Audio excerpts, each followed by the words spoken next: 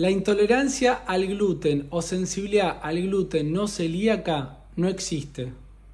Y eso nosotros lo estamos viendo desde hace 4 años que comenzó en el 2020.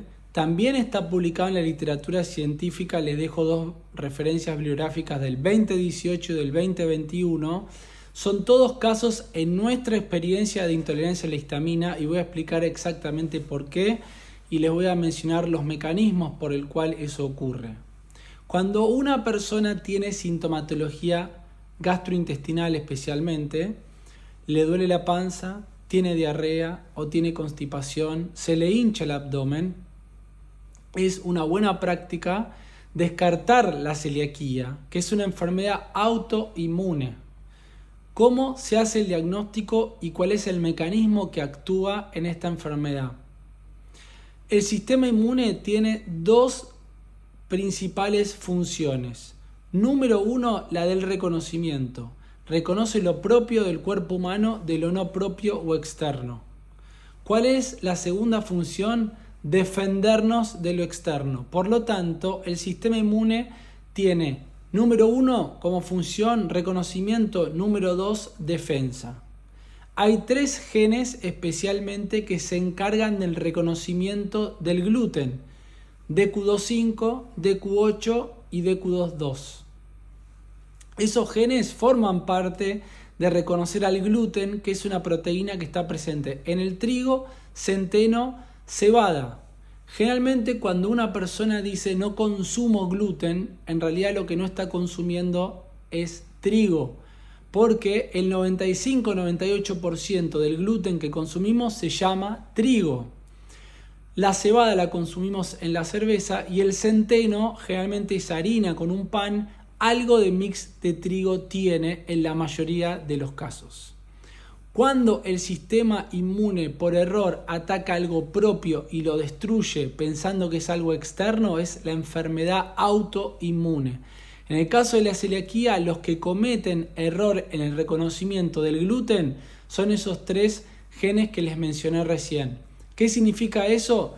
Que hay una estructura similar molecular al gluten en el intestino y el sistema inmune piensa que es el gluten y lo destruye. ¿Cómo lo destruye? Con inflamación. Viene el sistema inmune con glóbulos blancos, especialmente también linfocitos en su mayor cantidad, que son las células blancas encargadas de producir los anticuerpos. Los anticuerpos son estas proteínas que son misiles para destruir al enemigo.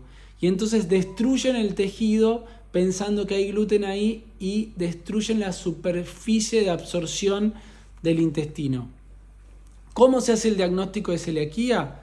Marcadores genéticos, anticuerpos elevados en sangre, te sacan sangre y hay anticuerpos específicos que son los que participan de este mecanismo de celiaquía. Y el número 3 es hacer una biopsia, te hacen una endoscopía y van a la primera porción del intestino delgado que se llama duodeno. Viene la boca, el esófago, el estómago y se conecta con la primera parte del intestino delgado que se llama duodeno y ahí te saca una biopsia y uno tiene que ver microscópicamente cómo hay alteración de la arquitectura de estas vellosidades e inflamación por parte de los linfocitos para sospechar una posible celiaquía. Por lo tanto, se tienen que tener estos 3 criterios. Cuando una persona tiene un mayor riesgo para desarrollar la enfermedad, eso ocurre en el 30-35% de la población. Algunas de estas variantes genéticas que nosotros hace muchos años que las analizamos, que les mencioné, eso no da ni síntomas de gastrointestinales, ni una persona tiene sí o sí el riesgo de desarrollarlo. Pero lo que ocurre es que cuando esto no es posible hacer diagnóstico de celiaquía y una persona dice como gluten y me cae mal, empezó esta entidad hace unos años a determinarse intolerancia al gluten o un nombre más técnico y más canchero, sensibilidad al gluten no celíaco. ¿Qué significa? Como gluten y me cae mal. Y en general lo que está comiendo esa persona es trigo y le cae mal. ¿Qué es lo que ocurre? Cuando una persona en realidad tiene una intolerancia a la histamina, el trigo es un gran productor de histamina en el cuerpo. Y eso lo que está generando es sintomatología de tipo gastrointestinal. Esos son receptores de histamina H2 y H4. ¿no? En el caso nuestro, la intolerancia a la lactosa es la causa número 1 de colon irritable o síndrome de intestino irritable, y la causa número 2 que vemos nosotros se llama intolerancia a la histamina. Después dicen, como gluten y tengo migrañas. En realidad el trigo estimula los receptores de histamina H3 que están en el cerebro. Tengo ansiedad, tengo contractura cervical, tengo dolor de cabeza, tengo migrañas premenstruales, tengo ansiedad, tengo irritabilidad, tengo alteración de la memoria. Todos mecanismos de H3 de sistema nervioso central, histamina H3. Tengo acidez, histamina receptor H2. Tengo taquicardia, histamina receptor H2. Tengo baja presión, histamina receptor H2. Y después tengo las manifestaciones de tipo alérgicas. Me pica el cuerpo, me cae agua en la nariz, se me congestiona la nariz, tengo urticaria, ¿no? Tengo ronchas en que me pican, y eso es H1 de histamina. Y es diferente a una alergia, que la respuesta es exagerada, desproporcionada. De la intolerancia a la histamina, la respuesta es acumulativa y eventualmente más tardía.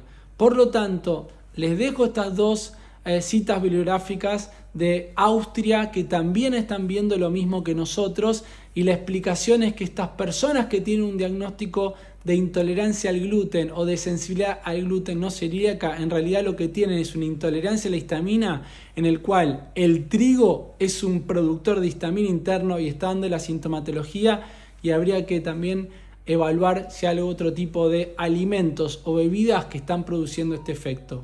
Cualquier duda o consulta que tengan, me dejan un comentario o nos visitan en jorgedotto.com. Muchas gracias.